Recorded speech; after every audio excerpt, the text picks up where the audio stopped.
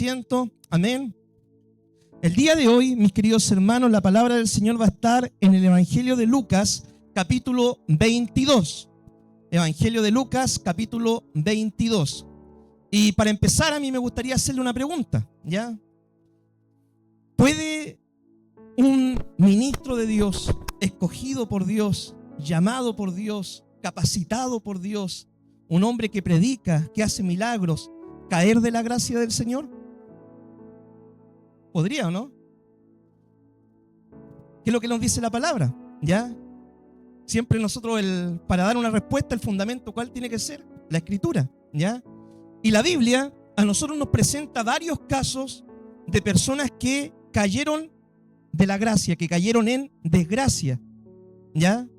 Algunos por ahí dicen, no, que si Dios te llama, Dios te escoge, Dios te elige, tú nunca te vas a separar de Dios. Bueno, los misterios de Dios, Dios solamente los sabe, pero la Biblia sí presenta algunos casos de personas que fueron llamadas por Dios, puestas en lugares por Dios, escogidas por Dios para desempeñar tareas y funciones y que cayeron en desgracia. Por nombrarles solamente algunos a manera de preámbulo.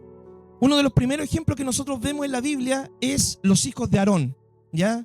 Dice la Biblia, ¿cierto?, de que Aarón tenía hijos y tenía varios hijos, tenía 4 hijos, ¿cierto? Pero 2 de ellos un día se acercaron a ministrar en el lugar santísimo de la presencia del Señor y ofrecieron fuego extraño, fuego que Dios no les pidió que ofreciesen, ni Dios le había mandado. Algunos, ¿cierto?, al estudiar la Biblia ahí creen de que ellos entraron habiendo bebido alcohol antes, ¿cierto? Porque después Dios da una prohibición de que cuando uno se acerca a su presencia no puede beber alcohol. Y dice de que sale fuego de la presencia del Señor y los quemó. Dios a ellos lo había llamado. Dios para ellos había preparado unas túnicas especiales para que ministrasen en la presencia del lugar santo. Dios lo había colocado a ellos en un puesto, ¿cierto?, de autoridad en el sacerdocio para que ministrasen, pero ellos cayeron de la gracia. Otro ejemplo que nosotros tenemos en la Biblia, uno muy conocido, ¿cierto?, que yo creo que todos lo sabemos, es Sansón. ¿Quién no conoce la historia de Sansón? Dice la Biblia de que el nacimiento de Sansón fue un nacimiento especial. Dice de que Manoa con su esposa no podían tener hijos, pero el ángel de Jehová se le aparece, le dice, van a concebir un niño, tiene que ser nazareno desde su nacimiento, tiene que estar apartado, ¿cierto?, porque va a ser un juez del pueblo de Israel. Dios lo envió con un propósito, lo estableció para bendecir al pueblo de Israel. Pero ¿cuál fue la vida de Sansón?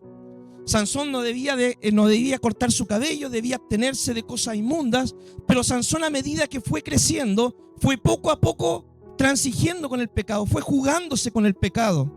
Cae en relaciones, en yugo desigual, cae en pecado, ¿cierto?, sexual, después come de alimentos inmundos, finalmente en los brazos de Dalila confiesa su debilidad, ¿cierto?, que si a él le cortaban la cabellera iba a perder su fuerza. Y Sansón dijo, bueno, cuando le dijeron, Dalila le dijo, mira los filisteos sobre ti, Sansón, ¿qué dijo? Me voy a levantar como todas las otras veces y voy a escapar, ¿cierto? Y Dios me va a usar. Pero dice la palabra, no se dio cuenta, no se había dado cuenta de que el Espíritu de Jehová, el Espíritu del Señor, se había apartado de él. Y Sansón es un caso de una persona que por jugarse con el pecado, estar haciendo cosas malas, cayó en una desgracia, ¿ya? Finalmente Sansón se arrepiente todo y dice, bueno, mueran los filisteos conmigo. No fue una de las muertes más dignas que pudo haber tenido un héroe de la fe. Otro ejemplo que nosotros tenemos en la Biblia, porque hay varios ejemplos, mi hermano, ¿ya? Otro ejemplo es el ejemplo de Saúl. Dice la Biblia de que Dios escogió a Saúl como el primer rey de Israel, que delante de Saúl no había otro rey mejor, ¿cierto?, que Saúl, ¿cierto? Delante del Señor era un hombre alto, un hombre fornido, un hombre, ¿cierto?, que empezó muy humilde, pero a medida, ¿cierto?, que después fue tomando autoridad en el reino, su corazón se fue desviando y Dios le mandaba hacer algo y él desobedecía. Dios le pedía una cosa y él hacía lo contrario. Él procuraba más agradar a la gente que agradar al Señor. Finalmente dice de que el Espíritu del Señor se aparta también de Saúl y un espíritu malo lo empieza a atormentar, y ustedes conocen cuál fue el final, ¿cierto?, del rey Saúl. Otro ejemplo más, Demas. La Biblia dice de que Demas era compañero de Pablo en las misiones. Demas predicaba, trabajaba en la obra, estaba a la par con los apóstoles, estableciendo obras, haciendo discípulos, predicando. Pero en un minuto Pablo escribe de Demas, acá escribiendo las cartas con Demas, Timoteo, con Silas, con los demás mis colaboradores. Pero en un minuto Pablo dice, bueno, Demas me ha abandonado porque amó más este mundo. Y el caso que vamos a ver el día de hoy concretamente, ¿cierto? Que vamos a empezar con esta lectura en Lucas capítulo 22, es el caso de Judas, ¿ya? Y dice así la palabra del Señor. Estaba cerca la fiesta de los panes sin levadura, que se llama la Pascua, y los principales sacerdotes y los escribas buscaban cómo matarle, porque temían al pueblo. Y entró Satanás en Judas, por sobrenombre Iscariote, el cual era uno del número de los 12. Y este fue y habló con los principales sacerdotes y los jefes de la guardia de cómo se lo entregaría. Ellos se alegraron y convinieron en darle dinero. Y él se comprometió y buscaba oportunidad para entregárselo a espaldas del pueblo. Amén. Mi querido amigo, Judas es uno de los casos más tristes que nosotros podemos ver en la Biblia. Judas, mi querido amigo, fue escogido por Dios, por Jesús. No solamente escogido para que fuera parte de una multitud, para que fuera un seguidor más entre mucha gente que seguía al Señor. Judas fue escogido para pertenecer al grupo apostólico, al grupo de los 12. Es decir, no era un miembro más, era, por así decirlo, alguien líder, alguien íntimo en el grupo ministerial de Jesús. Judas ocupaba un cargo relevante dentro del grupo. Judas era tesorero, dice la palabra. Y para ser tesorero, ustedes saben, tiene que ser una persona ¿de qué? De confianza. Ya no cualquiera puede ser tesorero, hay que cumplir requisitos para ser tesorero. Tiene que ser honesto, transparente, leal con las finanzas y todo para poder ser un buen tesorero y dar ejemplo. Judas, mi querido amigo, fue preparado especialmente por el Señor durante 3 años y medio. Judas tuvo el mejor pastor. Judas tuvo la mejor enseñanza. Judas vio los milagros de primera mano hechos por el Señor. Judas escuchó la leche del evangelio sana, pura, sin diluir. Judas tuvo el mejor modelo para imitar. Pero Judas cayó en desgracia. Dice la palabra de que Judas luchaba con algo. Y todos nosotros luchamos con diferentes cosas. Acá la Biblia dice de que Judas luchaba con qué cosa, con la incredulidad y con la avaricia. ¿Ya? La incredulidad y la avaricia. El amor al dinero es la avaricia, ¿cierto? Bueno, dicen por ahí que cuáles son las 3 tentaciones de los hombres. Las 3 P, ¿se las saben o no? La plata, las polleras y la popularidad. O las 3 F de los hombres, ¿cierto? La falda, la fama y la fortuna. Casi siempre nosotros estamos viendo en internet de que de uno u otro lado cae un pastor en desgracia, cae un ministro en desgracia, cae un cristiano en pecado. Y por lo general ocurre, ¿cierto? Casi siempre en este ámbito, ¿cierto? Una relación con una mujer que no era su esposa, un pecado sexual, la popularidad, ¿cierto? Que se le subieron los humos a la cabeza y después, ¿cierto? Quieren meterse a otras cosas del mundo en vez de seguir predicando la palabra del evangelio, porque se creen tan populares, ¿cierto? Que después el púlpito les queda chico, ¿cierto? Entonces otros caen en el tema de la plata, las finanzas, no hay integridad en las finanzas, hay desfalcos, se roban el dinero, viven vidas de ricos. Casi siempre son esas las problemáticas, ¿cierto? Que uno ve. Pero ahora hay muchas más problemáticas que hay en la vida del cristiano, ¿ya? Por la cual el cristiano lucha. Puede ser, ¿cierto?, el pecado sexual, pueden ser los rencores, el enojo, puede ser, ¿cierto?, la envidia. Dice la Biblia de que Caín por envidia mató a su hermano. Imagínense. Entonces, mi hermano, yo no sé cuál sea el pecado que quizás lo pueda estar a usted atacando. No sé cuál pueda ser ese pecado como una fiera que está tratando de acecharlo para tomar dominio de su vida. Pero sí sé que ese pecado tiene el poder de destruirlo, si usted no lo sabe controlar. Porque todos, mis queridos hermanos, somos afectados muchas veces por las tentaciones. Día a día sufrimos tentaciones. Pero una cosa es ser tentado y otra cosa es caer en pecado. Una cosa, ¿cierto?, es ver la billetera botada y decir bendición de Dios, y otra cosa es ver la billetera botada, mirar si hay un carnet y decir voy a llamar a la persona para devolvérselo. ¿Ya? Una cosa, cierto, es que uno en el trabajo se encuentra algo y uno diga, uy, qué bendición, justo lo que me faltaba en la casa. Y otra cosa es decir, jefe, acá está esto, se quedó esto en el trabajo para que usted lo dé a la persona que corresponde. Y así como eso hay muchas situaciones más, mi hermano. Todos vivimos, cierto, acechados por el pecado. El tema es que no debemos darle rienda suelta a nuestras pasiones, a nuestros pecados, a nuestros bajos instintos. Judas fracasó, cierto, por esto. Su pecado oculto, él no se lo había confesado quizás al Señor. Quizás nunca tuvo una conversación sincera con el Señor y decirle, ¿sabes qué, Señor? Mira, me gusta demasiado la plata, ¿cierto? Y yo no puedo ser tesorero porque me he visto en necesidad y cuando tengo necesidad saco de la bolsa y después no hallo cómo reponerla, ¿ya? O Judas le dijo, ¿sabes qué, Señor? Estoy luchando con las dudas. No estoy seguro si tú eres el Mesías o no. Ayúdame a creer en ti como lo hizo Tomás en su oportunidad. Tomás dijo, bueno, yo no voy a creer hasta que no meta la mano y el dedo y vea que Jesús es Jesús, que Él resucitó. Y Jesús le dice, bueno, ¿quieres creer? Acá estoy yo, mete tu mano, ponle el dedo y ve que yo soy el Señor. Entonces, mi querido amigo, cuando nosotros tenemos luchas con el pecado, la clave es no ocultar eso. La clave es ir a la presencia del Señor, confesar esto y decir, Señor, mira, estoy luchando con esto, me está costando esto, estoy batallando con esto. Me cuesta el rencor, Señor. Me cuesta sujetar la lengua porque hablo de más. Me cuesta, Señor, el tema de las pasiones sexuales. Señor, me cuesta el tema del dinero. Soy mal administrador en mis finanzas. Pero confesar uno delante del Señor. Y cuando uno confiesa, Dios tiene el poder para sanar tu vida. Dice la Biblia, el que oculta su pecado no prosperará. Pero aquel que lo confiesa, lo declara, alcanzará la misericordia. Judas finalmente, cierto, su pecado lo llevó a traicionar al Señor. Después, cuando vio que a Jesús lo arrestaron, lo enjuiciaron y lo iban a matar, se dio cuenta de que había cometido un grave error.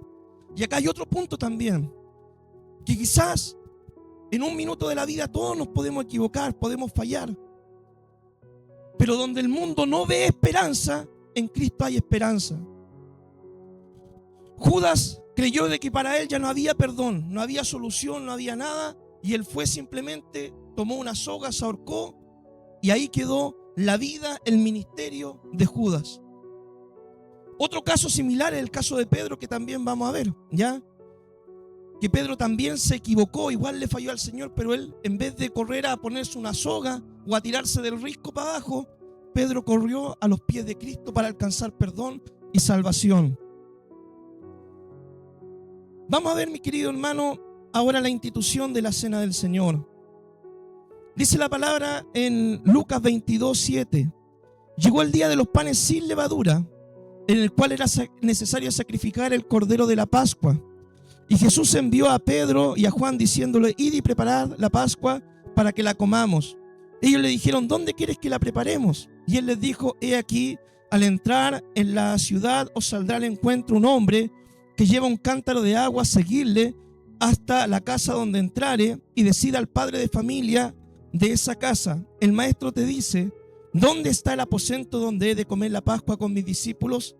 Entonces él os mostrará un aposento alto ya dispuesto, preparado allí. Fueron pues y hallaron como les había dicho y prepararon la Pascua.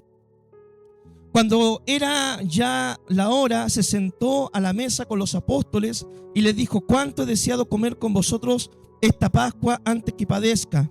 Porque os digo que no comeré más hasta que se cumpla, no la comeré más hasta que se cumpla en el reino de Dios. Y habiendo tomado la copa, dio gracias y dijo, tomad esto y repartidlo entre vosotros, porque os digo que no beberé más del fruto de la vid hasta que el reino de Dios venga. Y tomó el pan y dio gracias y lo partió y les dio diciendo, esto es mi cuerpo que por vosotros es dado, haced esto en memoria de mí. De igual manera, después que hubo cenado, tomó la copa, diciendo, esta es mi copa, el nuevo pacto en mi sangre, que por muchos se derrama. Mas he aquí, la mano del que me entrega está conmigo a la mesa. A la verdad, el Hijo del Hombre va, según lo que está determinado, pero ay de aquel hombre por quien es entregado. Entonces ellos comenzaron a discutir entre sí quién de ellos sería el que le había de hacer esto. El Señor, antes de ir a la cruz, quiso dejarle un recordatorio a sus discípulos. El pueblo de Israel celebraba lo que es la Pascua, ¿ya? Y la Pascua, ¿qué es lo que conmemoraba? La salida del pueblo de Israel de Egipto, de la esclavitud de Egipto. Entonces el Señor tomó esta festividad, esta ocasión, y quiso dejarle un recordatorio. ¿Cuál iba a ser el recordatorio? Que Cristo iba a entregar su vida en la cruz para liberarlos ya no de una esclavitud material, sino de la esclavitud del pecado. Ese era el recordatorio que Cristo iba a hacer. Cristo iba a dar su vida, iba a entregar su cuerpo, iba a derramar su sangre en la cruz para liberarnos de la esclavitud del pecado, de la esclavitud del diablo, de la esclavitud del mundo. El Señor dice de que junto a los apóstoles, ¿cierto? En una casa que ya tenía determinada el Señor, ahí estaban todos, ya también estaba Judas también ahí, igual participó de la Santa Cena y todo. Ahora usted dice, bueno, ¿y cómo tomaba la Santa Cena? Bueno, hay gente que también toma la Santa Cena indignamente, ¿ya? No la toma de forma ordenada, no la toma con su vida en orden, la toma muchas veces en pecado, ¿cierto? Y el Señor simplemente la repartió, pero cada uno debía evaluarse, ¿ya? Entonces el Señor dice de que junto a sus apóstoles le dice, miren, esta copa simboliza mi sangre, que es derramada, ¿cierto?, para remisión de los pecados. Y este pan simboliza mi cuerpo, que es partido, ¿cierto?, que va a ser herido para la salvación del mundo. Dice la palabra del Señor de que Cristo por medio de su sangre nos limpia de todo pecado. Y la palabra del Señor dice que Cristo fue herido, azotado, fue el Señor herido por nuestras transgresiones, por nuestros pecados, y que por sus llagas somos nosotros sanados. Ahora, mi querido hermano, el pan y el vino son símbolos de lo que Cristo iba a hacer.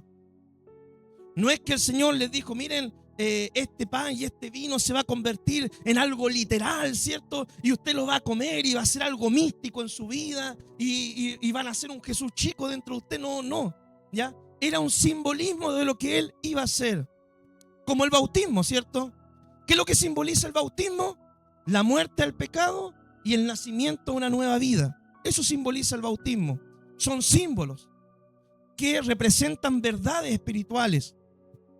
El Señor le dijo, ¿cierto?, a sus discípulos, esto tienen que hacerlo siempre. ¿Hasta cuándo? Hasta cuando yo venga por ustedes. Cuando yo venga, ese día vamos a tomar la cena arriba, ¿cierto?, en los cielos, en las bodas del Cordero. Mi querido hermano, ¿cierto? Hay iglesias que, por ejemplo, celebran la Santa Cena todos los domingos, ¿ya? Todos los domingos. Hay iglesias que celebran la Santa Cena una vez al mes. Nosotros en Argentina, primer domingo de cada mes, tomábamos la Santa Cena. Hay iglesias que la celebran cada 3 meses. Y otros como nosotros que la hacemos una vez al año. A mí, ¿por qué no me gusta quizás celebrarla, hermano, una vez al mes o toda la semana o tan frecuentemente? ¿Por qué? Porque para eso hay que prepararse, hermano, ¿ya? Preparar su vida espiritual. Pedirle perdón al Señor, confesar sus pecados. Dice la palabra, ¿cierto?, que cuando nos acerquemos a la mesa no la tomemos de forma indigna. Si hay pecado en nuestra vida, si hay enojos, rencores, si hay peleas, si hay cosas, ¿cierto? Y tú tomas la Santa Cena, dice, acarrea juicio para ti mismo. Si uno la toma en pecado, uno acarrea juicio contra sí mismo. ¿Por qué? Porque es como estar tomando las cosas de Dios en mano, de balde, ¿ya? Entonces uno tiene que tomar las cosas de Dios con respeto, como se merecen las cosas del Señor.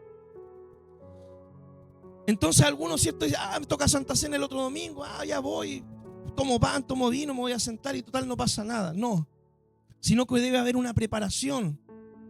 Por eso nosotros como iglesia tenemos la costumbre de tomar la Santa Cena una vez al año, ¿ya? Y la tomamos ¿cuándo? En Semana Santa. Algunos dicen, hoy Semana Santa, fin de semana largo, voy a salir a pasear. Bueno, vaya a pasear si usted quiere, pero nosotros tomamos la Santa Cena. Y si usted no viene a ese culto de Santa Cena, va a tener que tomarla en otro lado, ¿cierto? Pero va a tener que esperarse hasta el próximo año de Semana Santa, porque ahí es cuando nosotros celebramos la Santa Cena. Y ahí está, ¿qué es lo que usted le da prioridad?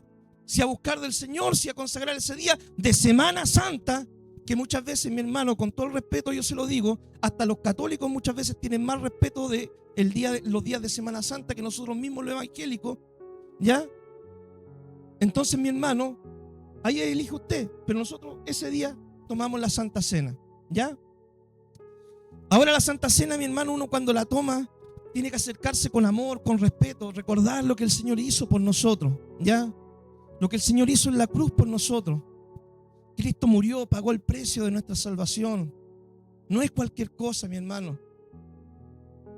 Es un tiempo especial, un tiempo para estar en comunión con el Señor, para adorar al Señor, para buscar de su presencia. Ahora, si uno, por ejemplo, toma la Santa Cena, ¿cierto?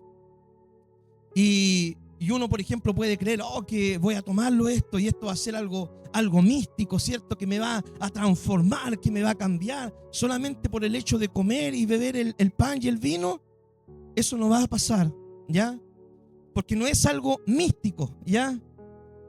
Sino que uno tiene que acercarse con la conciencia de querer encontrarse con Jesús, querer reconciliarse con Dios, querer buscar la presencia del Señor.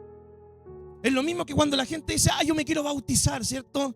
Y la gente toma, fuma, está en pecado y dice, yo me quiero bautizar. ¿Y por qué? No, porque si me bautizo mi vida va a cambiar. No, tu vida debe cambiar antes de bautizarte. O si no, es meterte al agua y simplemente vas a seguir viviendo tu misma vida de pecado de siempre. Tú debes dar evidencia de haber nacido antes, de querer haber cambiado antes de meterte al agua. Si no, es simplemente un rito religioso más. E ir a pegarte el pecho, ¿cierto?, a la iglesia y después salir afuera a vivir lo mismo de siempre, igual que la gente del mundo. Uno tiene que haber un encuentro real, mi hermano, con estas ordenanzas que nos dejó el Señor, la cena del Señor, el bautismo. Amén. Bien, mi hermano, seguimos leyendo, ¿cierto? Estamos en Lucas capítulo 22, versículo 24. Dice así la palabra del Señor. Hubo también entre ellos una disputa sobre quién de ellos había de ser el mayor. Pero él les dijo, los reyes de las naciones se enseñorean de ellas, y los que sobre ellas tienen autoridad son llamados bienhechores. Mas no así vosotros, sino sea el mayor entre vosotros como el más joven, y el que dirige como el que sirve. Porque ¿cuál es el mayor? ¿El que se sienta a la mesa o el que sirve? No es el que se sienta a la mesa, mas yo estoy entre vosotros como el que sirve. Pero vosotros sois los que habéis permanecido conmigo en mis pruebas. Yo pues os asigno un reino como mi Padre me lo asignó a mí, para que comáis y bebáis a mi mesa en mi reino y os sentéis en tronos juzgando a las 12 tribus de Israel. Acá los apóstoles, los discípulos, ¿cierto?, después de tomar la cena estaban peleando sobre quién de ellos iba a ser el más grande, ¿ya? ¿Quién de ellos iba a ser el mayor? Ahí estaba Pedro con Juan, los otros, los hijos de Zebedeo. No, es que a mí el Señor me dio autoridad, me entregó las llaves. No, es que yo soy el discípulo amado. Estaban todos peleando quién iba a ser el mayor. Y este es un pensamiento muy del mundo. Hoy en día para el mundo, ¿quién es el mayor? ¿El que tiene más dinero? ¿El que tiene más títulos? ¿El que tiene más éxito en la vida? ¿El que tiene el auto último modelo? Ese es el mayor para el mundo, el jefe. ¿Y cuál es el concepto que tiene la gente del mundo, cierto, sobre el liderazgo, sobre el que es cabeza? Yo estoy a la cabecera de mesa y yo estoy para que los demás me sirvan. Yo soy el que mando y el que impongo mi ley. Yo soy la autoridad y acá no se hace nada si es que yo no mando que se haga de esta forma. Y Cristo nos dice, en el reino de Dios es totalmente diferente. En el reino de Dios el mayor debe ser el más humilde. El mayor debe ser el que más sirve y el que sirve de forma desinteresada. No, por ejemplo, ya voy a predicar, pastor, venga a predicar. Ya, ¿y cuánto es la ofrenda? ¿De cuánto estamos hablando? No, mi hermano, eso no nos enseña el Señor. Ya, algunos no, ya voy a hacer esto, ¿cierto? Hermano, vamos a ayudar a los necesitados, ¿cierto?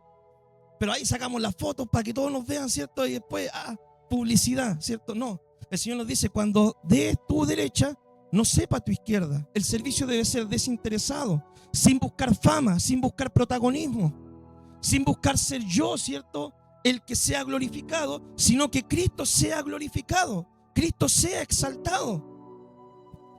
Entonces, mi querido hermano, acá el Señor le habla sobre la grandeza del servicio.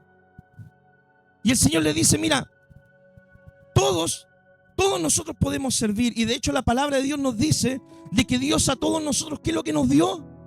Dones espirituales, talentos, ministerios. Todos tenemos por lo menos un don espiritual con el cual podemos trabajar y servir en la iglesia. Todos tenemos un don. Y si usted, por ejemplo, dice, es que yo no sé cuál es mi don, hay dones que son generales, que todo cristiano debería trabajar. La evangelización, el ayudar a los necesitados. Eso, hermano querido, no tienes que tener un apostolado para ir a evangelizar, ni tampoco ir a ayudar al pobre. Esos son dones generales que todo cristiano debe tener en su vida cristiana práctica. Son frutos del Espíritu Santo, el amor, la misericordia, la esperanza, la fe. Entonces, mi hermano querido, si alguien dice yo no sé cuál es mi don, por lo menos ya tienes dos, ¿cierto? Hay que ganar alma y hay que ayudar al que Dios ponga en necesidad. A ese hay que ayudarlo. Pero Dios a todos nos dio dones, porque todos servimos dentro del cuerpo de Cristo. Hasta el miembro más pequeño dentro de la iglesia sirve. Pero muchas veces, mi hermano, nosotros reducimos el servicio ¿a qué cosa? Quiero servir al Señor, pero ya tocan batería. Que quiero servir al Señor, pero es que ya hay un hermano que toca guitarra. Que quiero servir al Señor, pero es que el hermano Jan ya está cantando. Es que quiero servir al Señor, pero que el pastor predica. Quiero servir al Señor, que el pastor predica con los líderes. Y muchas veces nosotros tenemos un entendimiento muy limitado de lo que es servir al Señor. Muchas veces nosotros pensamos que servir al Señor se trata de servirlo de aquí para acá. Siendo que deberíamos entender, mi hermano, que servir al Señor es desde esa puerta hacia afuera. Eso es servir al Señor. Tú sirves al Señor, mi hermano, cuando tú llegas a tu trabajo. Y cuando tú, por ejemplo, muestras que eres diferente a los compañeros de trabajo, cuando ellos están hablando grosería, diciendo chistes verdes y todas esas cosas, cuando dicen vamos a robar esto, agreguémonos más horas de turno extra, tú le dices no, yo soy diferente, yo soy hijo de Dios, yo marco la diferencia. Yo llego, ¿cierto? Y no llego como los otros, ¿cierto? Que llegan al trabajo y ni te saludan, ¿cierto? No, tú vas y le dices buenos días, que Dios le bendiga, que tenga un buen día. Marcar la diferencia, hermano. El día de ayer precisamente me subí a una micro, el caballero no me dijo nunca que era cristiano, pero me dijo, joven, siéntese acá adelante conmigo. Y ya con la mila, ¿cierto? Entonces me subí ahí adelante y nos fuimos conversando todo el trayecto. Y el caballero se subían a las micros, ¿cierto? Hablando ahora de que los choferes de micro está complicado el tema, ¿cierto? Se subían las jóvenes, las señoras, todo. Le decía, buenas tardes, señora. Acá está su pasaje, muchas gracias. Y después mucha gente, yo ya sentado al lado del ¿cierto? Y mucha gente cuando se bajaba le decía, muchas gracias, caballero. Muy educado le decían. Eso habla, hermano querido, de nuestro testimonio. Así podemos servir al Señor, marcando la diferencia, siendo diferente a lo que el mundo es, siendo ejemplo, ¿ya? Entonces todos podemos servir al Señor. Todos debemos servir, hermano, por la motivación correcta. La motivación correcta para servir al Señor es el amor a Dios y el amor al prójimo. Esa debe ser la motivación correcta. Amor a Dios. Mira, Dios ha hecho tantas cosas buenas con tu vida, con mi vida, que cómo no le vamos a servir al Señor.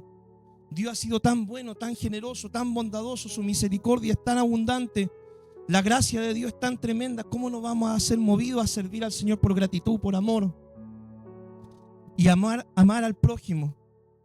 Yo no voy, ¿cierto?, a dar un pan o a ayudar a alguien o a hacerle una canasta a alguien o a ayudar a alguien con dinero, ¿cierto?, para ganarme un pedacito de cielo. Porque eso Jesús ya lo hizo por mí en la cruz. Yo no necesito hacer eso para ganarme un pedacito de cielo. Yo no necesito ir a una cárcel para demostrar que soy bueno, o a un hogar de niños para demostrar que me merezco el cielo. Si voy a ir a esos lugares, si voy a ir donde está la necesidad, es porque entiendo que hay gente que lo está pasando mal y que necesita, ¿cierto?, en su situación, en su desesperación, alguien que vaya y le diga, mira, hay un Dios que te ama, hay un Dios que te quiere, hay un Dios que tiene propósitos con tu vida, hay un Dios, ¿cierto?, que tiene un plan eterno para ti, hay un Dios que te dice, búscame mientras pueda ser hallado. Por eso debemos ir a aquellos lugares, hermano, pero no para ganarnos el cielo. Cristo ya pagó por nuestra salvación. Cristo murió por nuestros pecados, somos salvos, ¿cierto?, por la gracia y la fe en nuestro Señor Jesucristo. Pero dice la Biblia en Efesios que nosotros somos hechos por Dios para hacer buenas obras. Porque cuando los cristianos hacemos buena obra, sí dice la Biblia que somos luz para el mundo. El mundo dice, ¿qué tiene este tipo tan diferente que es así? ¿Qué es lo que tiene esto que que es diferente a los demás, que es simpático, es agradable, que es amoroso, que es cariñoso, que nos demuestra el cariño, nos regala algo. ¿Qué es lo que tiene esta persona? Y ahí es el minuto cuando tú puedes decirle, ¿sabes qué? Yo soy cristiano, soy hijo de Dios, te invito a la iglesia. Amén. Puede Dios usarte para salvar una vida. Veamos ahora, mi hermano, Lucas 22:31. Dice así la palabra del Señor. Dijo también el Señor: Simón, Simón, he aquí Satanás os ha pedido para zarandearos como a trigo, pero yo he rogado por ti para que tu fe no falte. Y tú, una vez vuelto, confirma a tus hermanos. Y le dijo: Señor, dispuesto estoy a ir contigo no solo a la cárcel, sino también a la muerte. Y él le dijo: Pedro, te digo que el gallo no cantará hoy antes que tú me niegues 3 veces que me conoces. Amén. Acá el Señor, cierto, le dice en un minuto de la enseñanza, pone la mirada en Pedro y le dice: ¿sabes qué? Simón. Y curioso que el Señor no le dice Pedro, ¿cierto? Le dice Simón con su nombre antiguo, el nombre antiguo que tenía Pedro, el apóstol Pedro. Le dice: Simón, Simón, Satanás te ha pedido para zarandearte. Y muchas veces a nosotros nos pasa así, ¿ya? El enemigo, ¿cierto?, nos pide para pegarnos una sacudida, una zarandeada. Usted puede ver eso, ¿cierto?, en el caso de Job, por ejemplo. Dice la Biblia de que Job era un hombre justo, íntegro, no había nadie como él, ¿cierto? Pero Job, un día Satanás se presenta y le dice al Señor: bueno, pero es que tú no le haces, Job está bendecido. ¿Por qué? Porque tú lo tienes protegido. Así estamos nosotros también, protegidos, guardados. El enemigo no puede llegar y tocarnos, hacernos mal. Dice la Biblia: el mundo entero está bajo el maligno, pero el enemigo no toca a los hijos de Dios, ¿ya? Pero Satanás le dice: pero mira, quítale la cobertura y vas a ver cómo no va a renegar en tu presencia. Y el Señor permite eso. ¿Para qué? Para llevar a Job a un proceso más profundo con el Señor. Finalmente, hoy día terminamos de leer Job, a todo esto, ¿cierto? Y finalmente Job, en los últimos capítulos, dice: Señor, de oídas te había oído, pero ahora mis ojos te ven. Y Dios permite el proceso en la vida de nosotros. ¿Para qué? Para demostrar de qué es lo que estamos hechos nosotros. Mi querido hermano, porque es fácil venir a la iglesia cuando estás sano. Es fácil venir a la iglesia cuando tienes trabajo. Es fácil venir a la iglesia cuando tienes salud.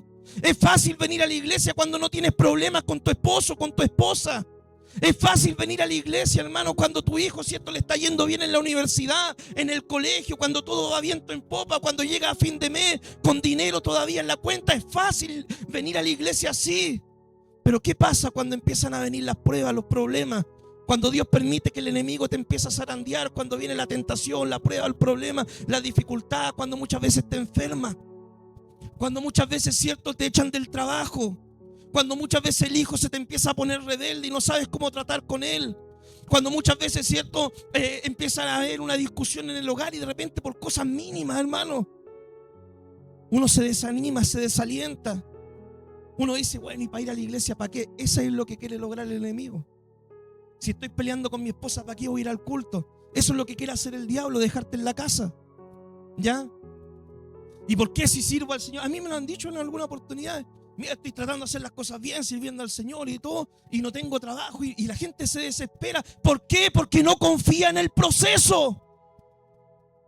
Y el proceso es para que tú crezcas, hermano, para que tú madures.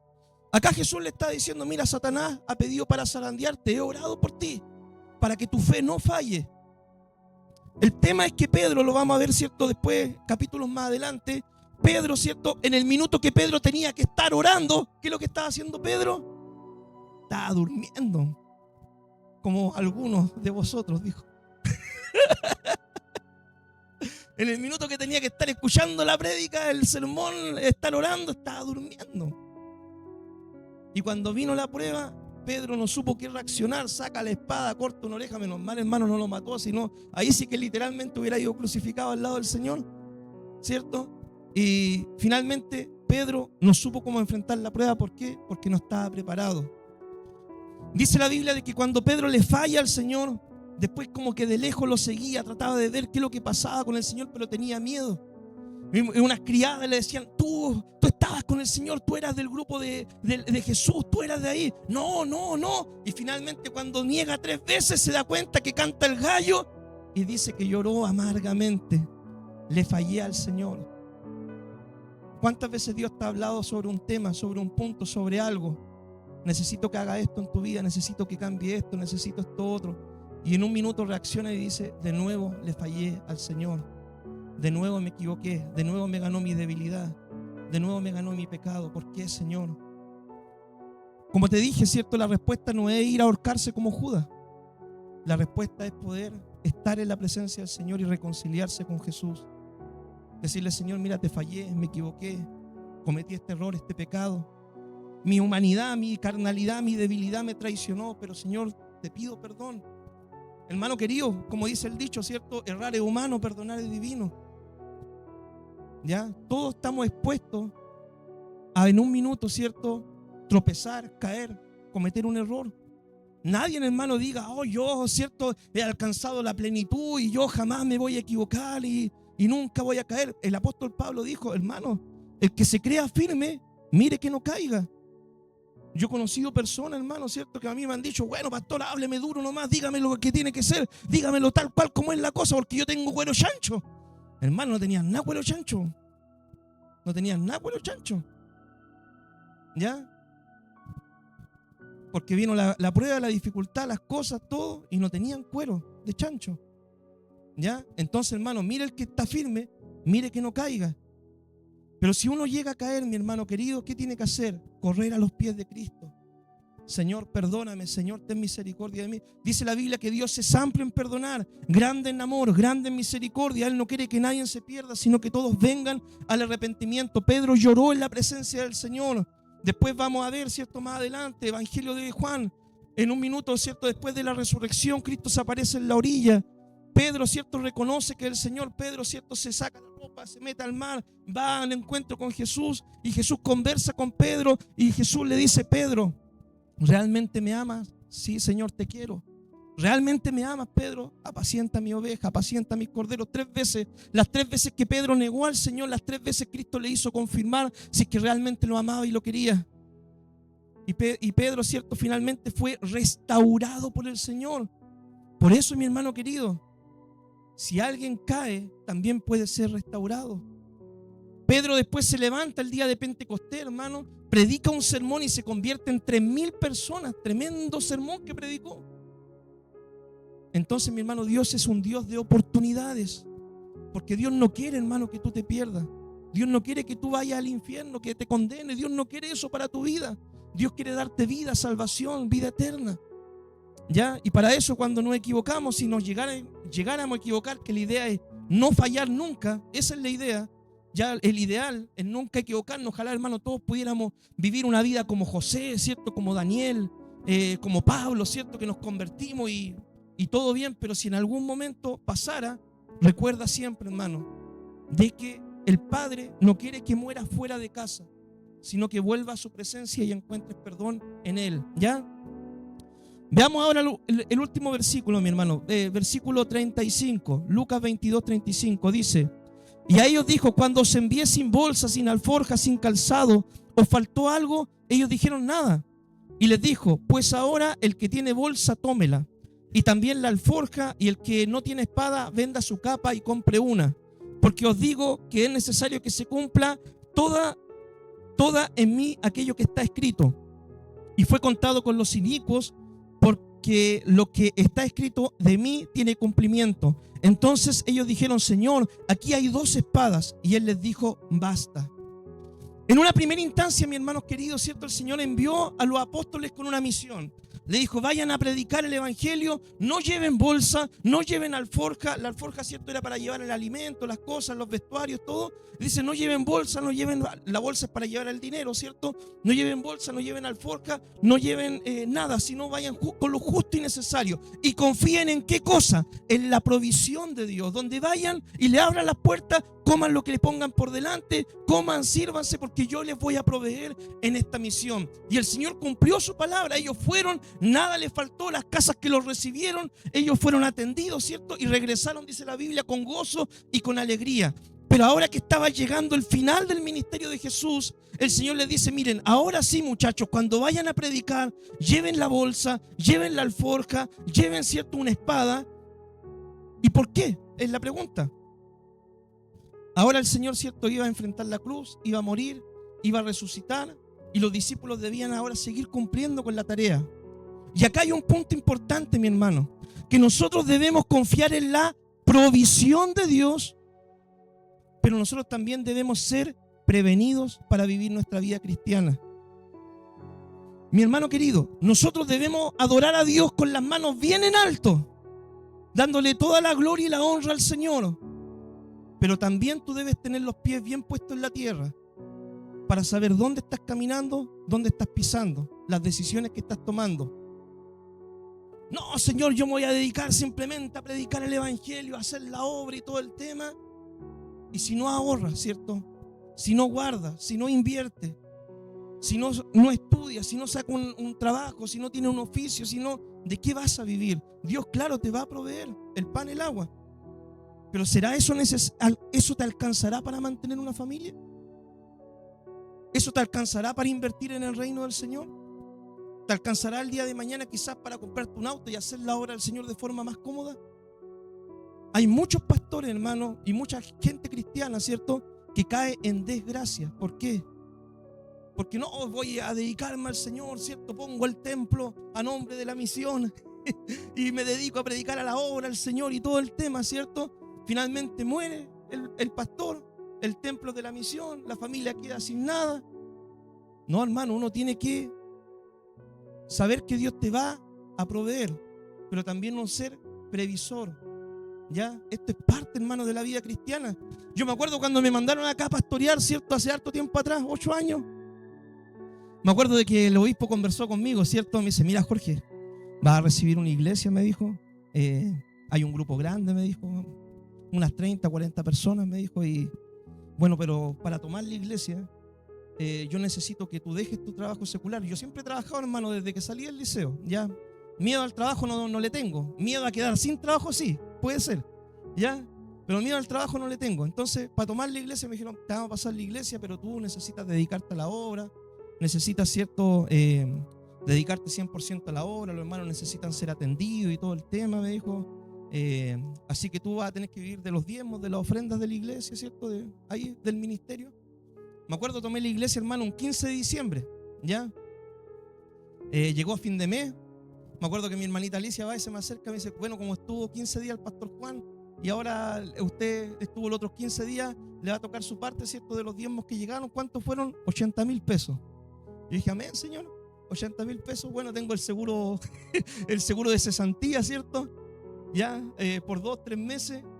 Llegó enero y a mí no me habían contado, hermano, que en enero los cristianos se van de vacaciones. Ya, llega enero, ¿cierto? Veo que la membresía de la iglesia éramos poquitos, ¿ya? 3, 4, 8. Y yo digo, oh, Señor. Veía que pasaba el mes, no habían diezmo, no había nada. Llegó fin de mes. Ese enero fueron como 100,000 pesos de diezmo. Ya, Señor, todavía me queda el seguro de cesantía, dije yo, del otro mes. Llega el otro mes y veo que va por lo mismo. Yo voy, pesco el teléfono, ¿cierto? Obispo, le dije yo, mire, muchas gracias, le dije yo, por la iglesia y todo. Estamos trabajando, nos ha ido bien, gracias a Dios y todo el tema. La iglesia está creciendo, se está mejorando y todo, pero yo, ¿cierto?, con 100,000 pesos yo no puedo vivir, ¿ya? Yo no puedo. Y yo le dije, soy sincero, le dije yo con 100,000 pesos no puedo vivir. Yo miedo al trabajo nunca he tenido, gracias al Señor. Así que yo sé hacer lo mío, ¿cierto? Haz lo tuyo, amén, ya. Y me puse a trabajar hasta el día de hoy, hermano. Ya, hasta el día de hoy. Entonces también yo entiendo cuando usted dice, oh, es que yo estoy cansado para ir al culto. Y yo también me canso, ¿ya? Yo también entiendo, yo tengo sueños. Dígamelo a mí, pues si trabajo de noche, ¿ya? También lo entiendo. Pero acá estamos, ¿ya? Entonces, mi hermano, uno tiene que ser previsor. Imagínense si yo me hubiera quedado en esa condición, en esa situación. La Zule después se enfermó un tiempo, ¿cierto? No hubiera podido lograr nada, ¿ya? Entonces, eso mismo el Señor le quería enseñar a los apóstoles. Mira, confía en que Dios te va a proveer, pero también aprenda a ser previsor. ¿Sabes dónde podemos ver muy bien esta historia ejemplificada? En la historia de José, ¿ya? José recibió una revelación y Dios le mostró, ¿cierto?, que venía para Egipto 7 años de vacas gordas, ¿cierto? Vacas gordas, abundante, prosperidad, todo, ¿cierto?, por mayor. pero después venían 7 años de vacas flacas, ¿cierto? Y Dios le habla a José para que le responda el sueño a Faraón.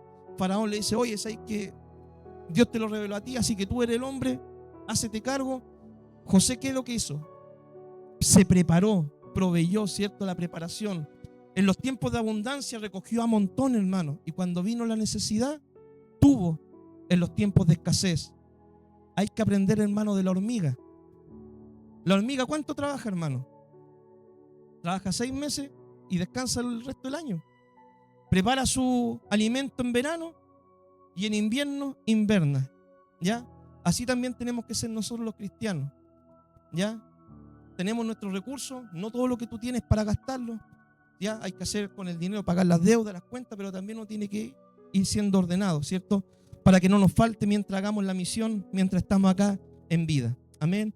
Mi hermano querido, vamos a orar al Señor, amén, para entregar esta enseñanza, que Dios nos bendiga, ¿cierto? Este tiempo de enseñanza, de formación bíblica. Padre, te damos gracias, Dios, por este tiempo, Señor, que podemos aprender un poquito más de la palabra.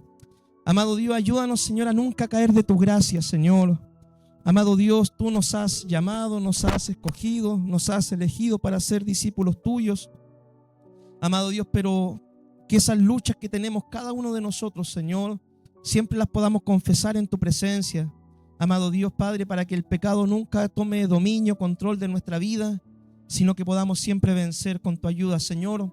También oramos por aquellos que en un minuto, Señor, cayeron, Dios mío, fueron débiles, cedieron a la tentación y hoy en día están en el mundo, Señor. Amado Dios, muéstrales, Señor, de que en ti hay esperanza, que si uno se acerca a tu presencia, Señor, hay perdón, hay restauración, hay vida eterna, Señor. Amado Dios, ayúdanos, Señor, bendito Dios, a entender el sacrificio tuyo en la cruz, Señor. Tú diste tu vida para darnos salvación y vida eterna, Señor, y tú no quieres que nadie se pierda, sino que todos vengan al arrepentimiento. Ayúdanos, Señor, bendito Dios, a siempre confiar en ti, que tú eres el Dios que provee, que sustenta, pero ayúdanos también, Señor, a poder ser ordenados, Dios mío, en nuestra vida, Señor, mientras hacemos la misión cuando estamos acá en la tierra, Señor. Amado Dios, ayúdanos, Señor, para que nada nos falte, Dios mío. Amado Dios, no porque tú no proveas, sino muchas veces, Señor, hay una mala administración, Señor, y muchas veces se ve en estos casos, pero ayúdanos, danos la sabiduría para ser administradores fieles, Señor, de los talentos, los dones y los recursos que tú pones en nuestras manos, Señor. Te damos gracias por todo y en tus manos, Señor, entregamos esta enseñanza en el nombre de Jesús. Amén y amén. Amén.